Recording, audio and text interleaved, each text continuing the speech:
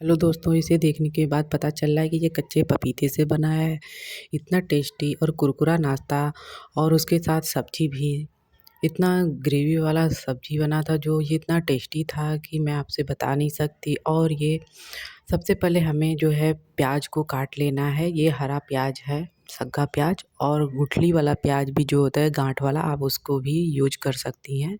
उसके बाद मैं टमाटर को भी काट के इस तरह से जार में डालना है। जैसे कि मैं हरा मिर्चा है, जो अपने स्वाद के अनुसार मिर्चा ले सकती हैं। फिर उसके बाद मैं लहसुन पहले से ही मैं छील के रखी थी, लहसुन है। और उसके बाद धनिया पाउडर, हल्दी पाउडर, मीट मसाला, गरम मसाला, नमक, मैं सारी चीज़ों को एक साथ ही डाल के पीस देती हूँ। और उसके बाद इस तरह से पेस्ट तैयार हो गया और एक तरफ रख दूँगी। फिर उसके बाद प्याज को बारीक काट लेना है। इसे तड़का देने के लिए हम यूज करेंगे। और एक कुकर में तेल डालें और उसके बाद आप इसमें जीरा का तड़का दें। लौंग, तेज़पत्ता, दालचीनी, छोटी इलायची और प्याज डाल के इस तरह से तड़का दें। और उसके बाद आप पेस्ट डाल के इस तरह से खूब अच्छे से भून लें। भुनने के बाद पानी डाल दें। पानी डालने के बाद आप इसे ढक के रख दें। और उसके बाद कच्चा पपीता को लेके उसका छिलका उतार लें। छिलका उतार के इस तरह से प्लेट में रख लें और उसे अच्छे से धुल लें।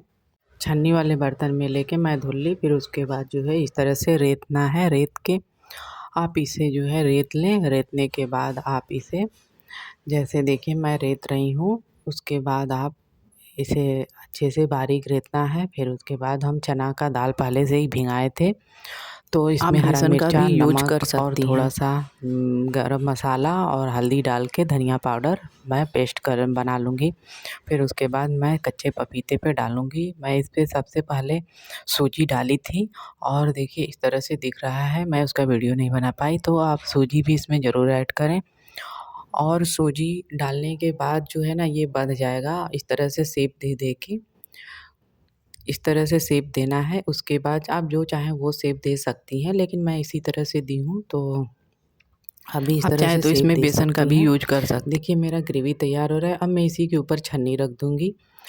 जो भी आपके पास बर्तन है, इस तरह से गैस का बचत होगा, तो मैं इस तरह से रख दी हूँ। उसके बाद मैं देखिए इस तरह से भाप से पका रही हूँ। सो अब इसे हम चाकू से देखेंगे कि ये पक गया है कि नहीं। तो मेरा जो है पपीते का नाश्ता जो है एकदम पक के तैयार है। तो मैं इसमें डाल के पलट के रख दूँगी। फिर उसके बाद ये जो है गरम गरम नहीं तलना है, क्योंकि गरम गरम तलने से ना बिल्कुल इसका रेसा वसा बहुत ज़्यादा आएगा। तो मैं इसे गरम गरम ही जैसे तल के मैं दिखा रही हूँ। तो गरम तेल सबसे पहले हमें लेना है। उसके बाद जब तेल गरम हो जाए, तब आप इसमें उसे कट कर लीजिए। कट करने के बाद आप उसमें डालेंगी तो देखेंगी रेसा रेसा जैसे निकला हुआ रहेगा। तो इस तरह से मैं सारे जो है लेके उसमें डाल दे रही हूँ। फिर उसके बाद आप देखिए इस तरह से जब मैं इसे निकालूँगी तो देखेंगे आप लोग, तो उसमें रेसा जैसा बिल्कुल रहेगा। सो मैं देखिए इस तरह से तैयार कर रही हूँ इसे फ्राई करके। अब इसे निकाली हूँ, देखिए ये बिल्कुल रेसा रेसा जैसा है। आप चाहें तो इस तरह से भी खा सकती हैं। कुरकुरा अच्छा लग रहा था, लेकिन जो है ठंडा होने के बाद बिल्कुल ये सेट होके निकलेगा। तो ठंडा होने के बाद देखिए मैं दिखा रही हूँ, इस तरह से कट-फट से हो जा रहा है और आराम से हो जा रहा है और आराम से निकल भी रहा है और रेसा भी नहीं है बिल्कुल, और तलने के बाद भी जो है बिल्कुल सही है। तो मैं इस तरह से हाथों से दबा-दबा के गोल का आकार दे दे रही हूँ अब इसे, बिल्कुल इस तरह से। तो आप चाहें तो जो भी इसी तरह से शेप में या फिर ऐसे भी करके शेप दे सकती हैं। तो देखिए ये वाला जो है तली थी तो बहुत ही अच्छा निकला था। तो इस तरह से मैं इसे नाश्ता के लिए या चटनी या सॉस के साथ खा सकती हैं। उसके बाद एक कटोरे में लें और इसमें रख के सारे को सेट कर लें। फिर उसके बाद ऊपर से ग्रेवी डाल दें, क्योंकि अगर आप कुकर में ही डाल देते ग्रेवी में ही, तो वो टूटने का डर रहता गरम-गरम में। इस तरह से डालने से टूटने का डर बिल्कुल नहीं रहेगा। और ग्रेवी थोड़ा ठंडा मैं कर ली थी, उसके बाद डाली हूँ। तो इस तरह से मेरा पपीते का जो है नाश्ता और सब्ज़ी दोनों तैयार है। तो अगर वीडियो पसंद आए तो लाइक और सब्सक्राइब ज़रूर करिए। कमेंट बॉक्स में भी